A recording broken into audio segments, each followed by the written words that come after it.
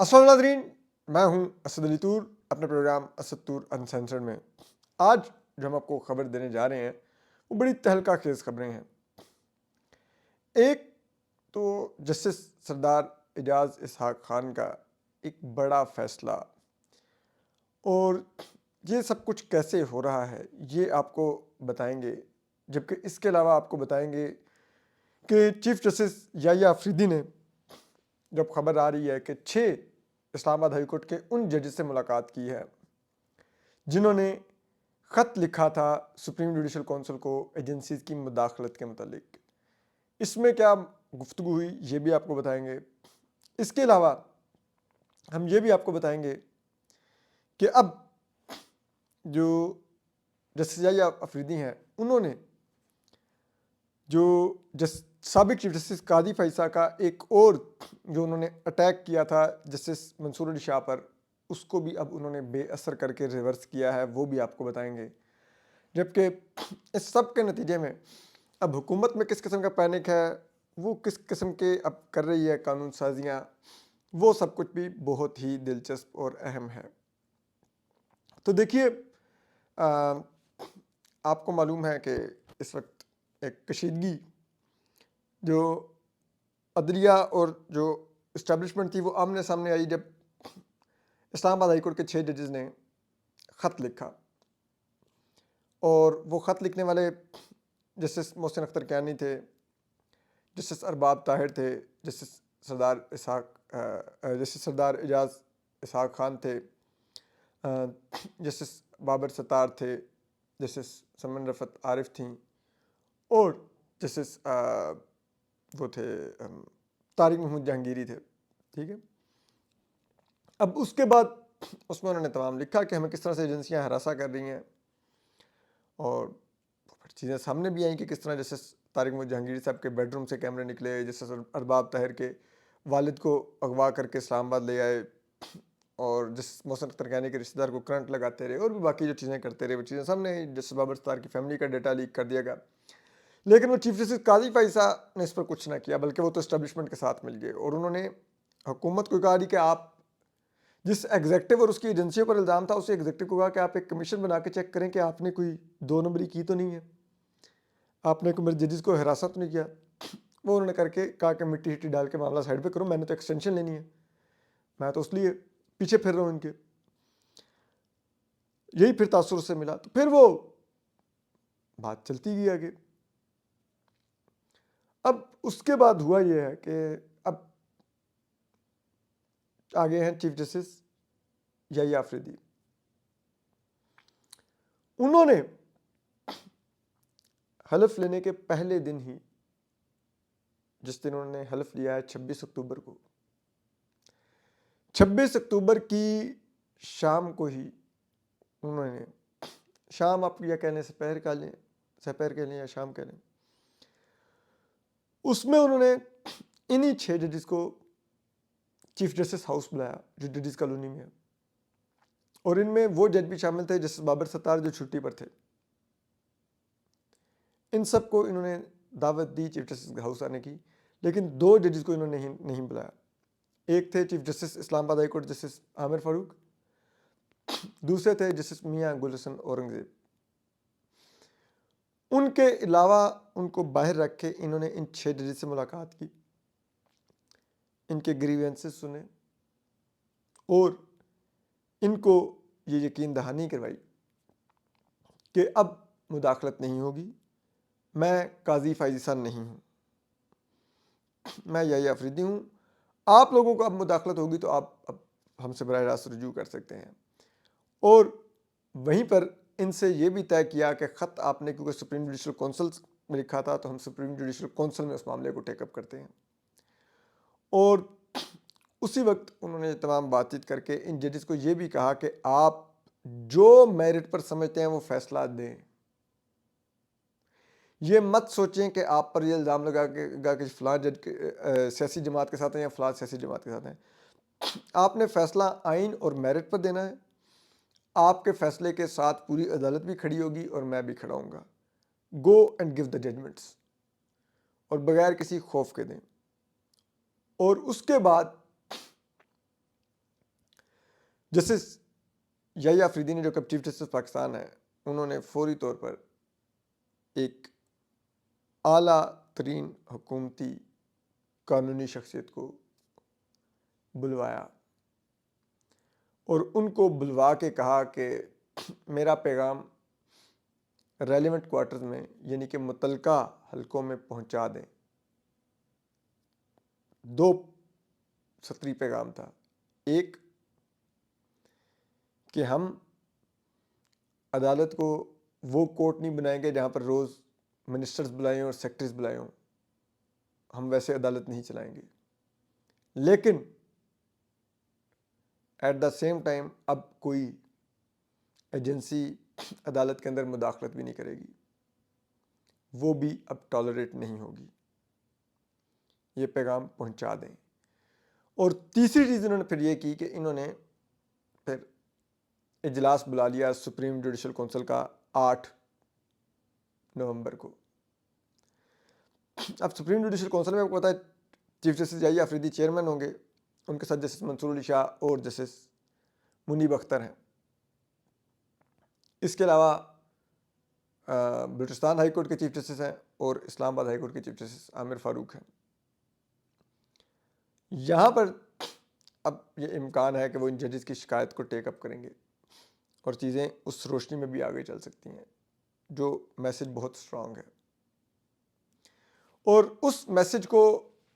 Well receive کرتے ہوئے اب عدالت سے آپ کو پتہ ہے کہ پچھلے دنوں جب عمران خان صاحب سے ملاقات نہیں کروا رہے تھے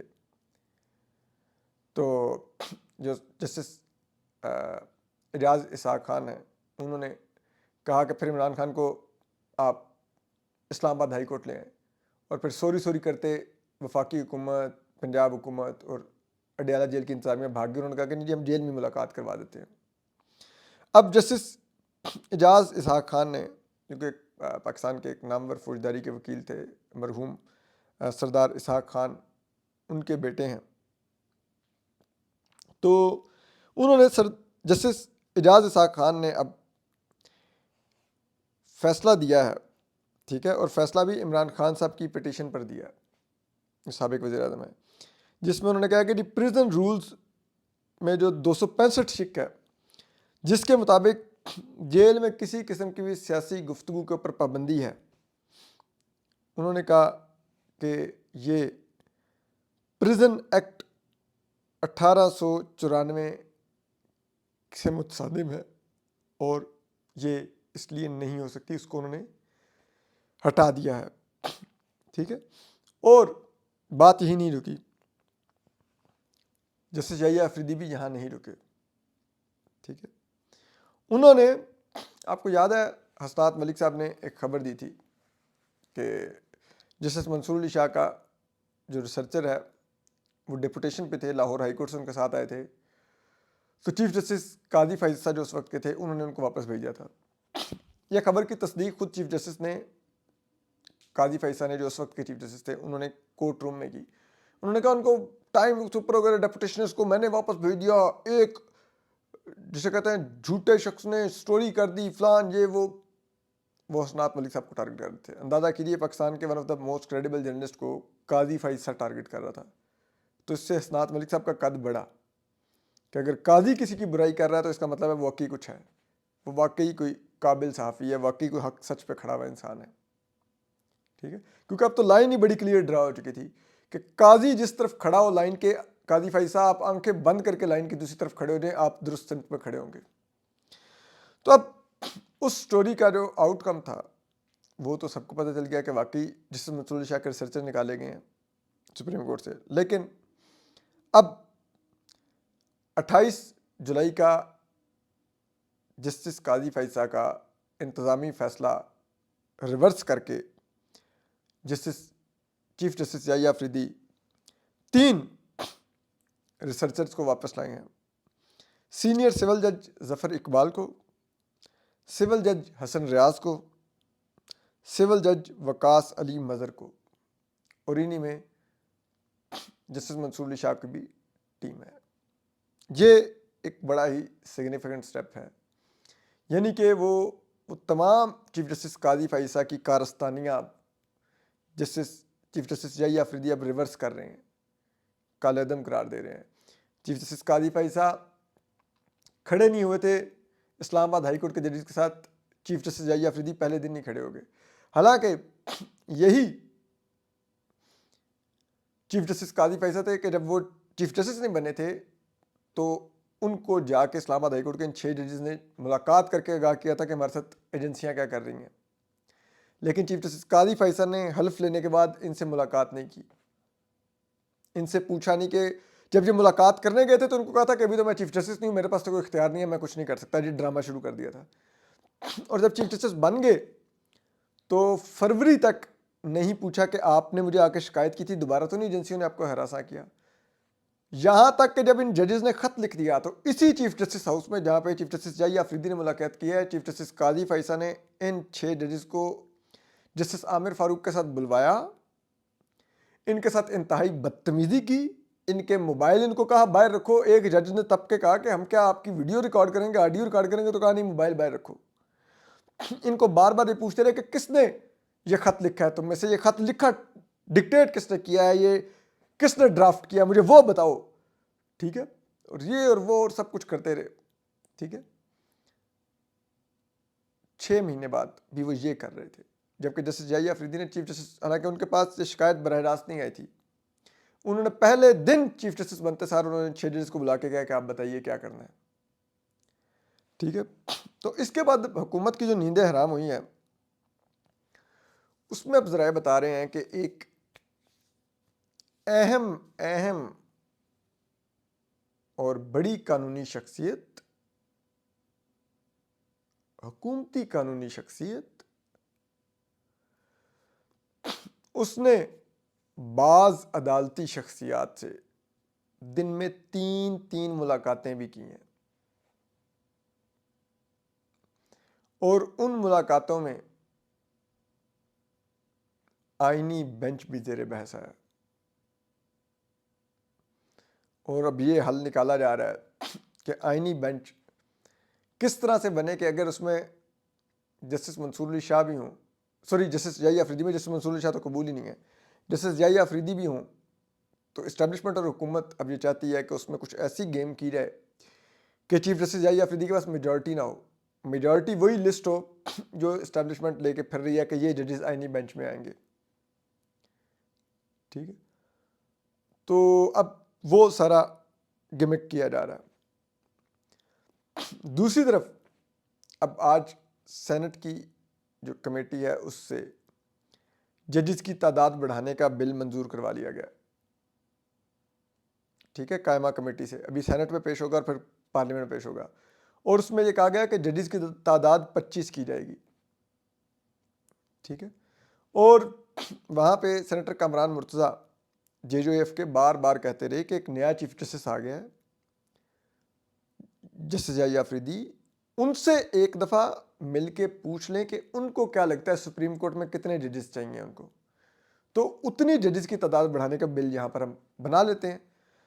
تو ان کی نہیں سنی گئی حکومتی جو سائڈ تھی, انہوں نے کہا کہ نہیں جی نہیں, بس ہم نے کرنا ہے, ابھی کرنا ہے. تو یہ 25 کرنے کے پیچھے وجہ یہ ہے کہ ان کی یہ اسسمنٹ ہے کہ چیف جسٹس جائی آفریدی کے پاس اس وقت سپریم کورٹ میں 12 ججز کی اکثریت ہے جو ان کے ساتھ کھڑے ہیں. 7 ججز ایڈ ہاک ملا کے ان کو لگتا ہے کہ شاید ان کے ساتھ نہیں ہے. اب یہ 25 تعداد کر کے یہ کرنا چاہ رہے ہیں کہ ٹوٹل ججز ہو جائیں گے 27,